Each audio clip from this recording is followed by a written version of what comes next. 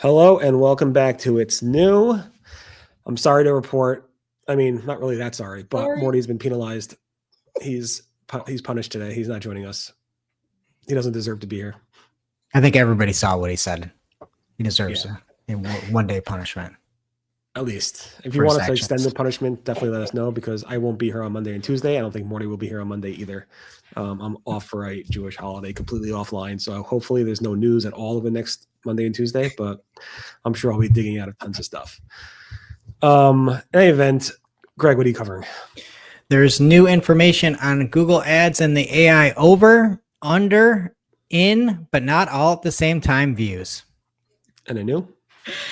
Yeah, Google has introduced promoted pins for demand gen. And Google is shuffling things up again. We'll get into that soon. Yada, yada, yada. Whenever you're ready, Greg. All right. So Ginny Marvin, the Google Ads liaison, had a tweet. She was responding to Yov Entai, I believe. That's sorry, Yov, if I messed that up. But he had asked about where some of the ads would show in AI overviews. And so Ginny gave some clarity that both Barry and I hadn't seen before. And you can have an ad show above or below the AI overview. So not actually in the overview itself, or you could have it go within the AI overview, but you can't have both at the same time. So you can't have something above and then in, or in and then below, if that makes sense. I want it both. I want both. You do? Yeah, just because AI overviews are so bad that the ads are going to be the shining star of them. But just of note, there are different ad types that will make it into AI overview. So some of those that won't are something like an exact match keyword. So Ginny went on to say, in a scenario where you could show in both, the exact match or broad match keyword would be eligible to trigger an ad above or below. Well, only the broad match would be able to trigger an ad within the AI overview. Also, anything with AI max should be able to get into the AI overview. So again, it seems like if you're in the AI overview, you're out in the other locations. And I actually wonder if that's a bad thing. You know, nobody has any data on that. It's going to be hard to actually get any data onto that. But, you know, we heard from Sundar last week that the revenue per search is still high with AI overviews, which means, you know, we haven't really seen a lot of ads in AI overviews. So it's something definitely keep an eye on. And I don't know how on earth we're going to track it to see if it's worse to be in the AI overview or above or below.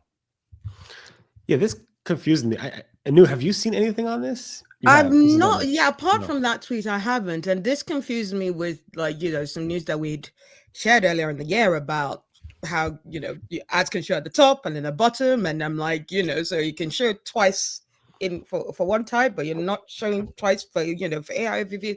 Yeah, because Ginny has had several done Q&As, but this has not been brought up. I think this was actually one of the questions that was brought up. I think when AI Max was first announced, but Ginny only had a time to respond to it now. So it's one of those. I'm not sure. It is the first time I'm hearing of her talk about it. Okay, and maybe I'll follow up with that, because I'm also interested in how it works with shopping. How does it work with shopping ads? Can you be above and also in, or is it the same way? But shopping ad doesn't have keywords, so everything should be eligible. It's kind of interesting to see, but you shouldn't have an ad sandwich is the main story. Yeah, AI sandwich, right? Where AI is the meat. Yeah, and now we have these promoted pins, which are not new, but they're new to demand gen. Is that right? They're new to demand gen, and it was something that was kind of sneakily not mentioned at GML, a few weeks ago, but it was part of their write-up, their GML 25 write-up, the Google write-up that they did about all the updates they brought out. So yeah, you can now have pins show up in maps when users are browsing areas or searching for directions or checking out specific places. And this move aims to they're trying to increase browse worthy moments. And it's actually, Thomas SL, our favorite Google Ads major news release on LinkedIn. Yeah, he mentioned that was something that was mentioned, but not a lot of people picked it up after Google Marketing Live. And yeah, I went to Google and asked their PR folks, was this part of the Google Marketing Live updates? And they were like, yeah, we just didn't say much about it. There was like 2 lines in their write-up, and then they gave me a bit of more meat on what the actual update is. I don't know. I'm excited because I'm constantly just browsing Google Maps on my phone and just looking for promoted pins all the time. And I'm like, I'm going to just close my eyes, click on something. I'm going there and I'm going to spend money there. That's what I do all day long. So I'm looking forward because promoted pins will catch my eyes, and I'm just going to go to these places that are spending money on promoting pins. No? Sure. No. Anyway, and then it wouldn't be a week if we didn't cover search ranking volatility. And thankfully, again, we see search ranking volatility this week start to kick off today. Well, maybe yesterday. And it seems somewhat heated. Most of the tools, not all, some of the tools are noticing significant pickups with SEMrush and Advanced Web Ranking and Systrix and AccuRanker.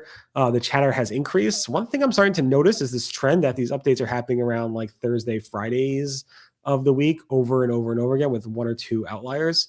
And last time I noticed something like every week there would be like some type of big update. Last time it was like on the weekends. It was like always like on a Saturday.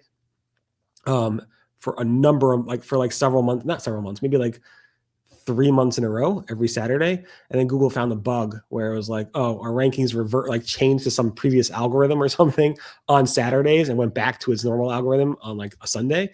Or something like that. I could be making that up, but it was something that was a bug with Google and they had to fix it. So I don't think this is a bug per se. But again, yeah, it seems like we're having these updates every Thursday or so where their search ranking volatility has a significant uptick around then. So if you are noticing ranking volatility, you're not alone. There's definitely some significant changes on May 29th. That's all I got for you. In terms of next week, I don't know if you guys want to do it without me, but Monday, Mordy and I are offline. I'm also offline on Tuesday. I think Mordy's back on Tuesday. I could be wrong. I think Israel has different days of holidays than outside of Israel for Jews, which is weird and very complicated. So Greg and I can have a PPC off on Monday. You do whatever you want. I'm not going to leave it up to you. And we're also chatting on Monday, Greg, aren't we? So yeah, we could do a lot of those days. So it's up to Greg and you if you want to do it. No, you don't have to make any promises. We'll see what happens. And then I think, Nia, you want to say something at the end. Yes, I want to wish my parents and my sister a happy anniversary because my parents got married like on May 29th, about close to 50 years ago. And then close to 30 years later, on the same day, my sister and her husband decided they're going to choose the same date for their wedding. So yeah, happy anniversary to my parents and my sister. Happy anniversary. It's funny. Happy anniversary. My anniversary also is around the same time. Hey. Yeah. Happy anniversary to you too, Barry. Yeah. Whenever that is. Yeah. And I proposed to my wife on Ash Jeeves. So that's my claim to fame. Anyway, Oh. have a great weekend, everybody. And maybe we're back Monday and Tuesday. I'm not. And definitely I'll be back on Wednesday. Bye-bye. Bye. Bye.